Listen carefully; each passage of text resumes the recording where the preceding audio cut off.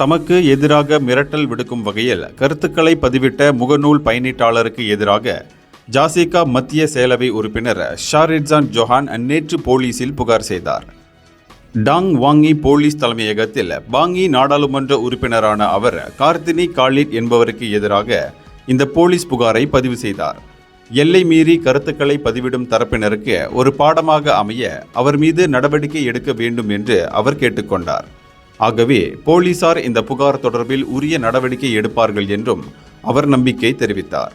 எனக்கு எதிராக அச்சுறுத்தும் வகையில் கருத்து பதிவிட்ட அந்த பெண் மன்னிப்பு கேட்க வேண்டும் எனவும் அந்த கருத்துக்களை நீக்க வேண்டும் எனவும் ஒரு வழக்கறிஞரான அவர் கடந்த திங்கட்கிழமை கூறியிருந்தார்.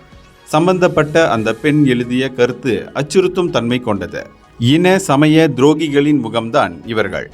பாராங்கத்தி பறந்தால் இவர்கள் எல்லாம் பயந்து கொண்டு புழுக்களைப் போல் மண்ணுக்குள் ஓடி ஒளிந்து கொள்வார்கள் என்று அந்த பெண் கருத்து பதிவிட்டிருக்கிறார் என்றும் ஷாரிட்ஸான் தெரிவித்தார்.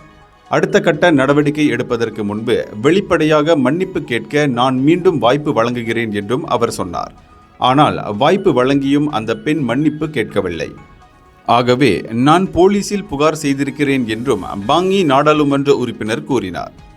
இந்தியர்களின் இதய குரல் மக்களோசை.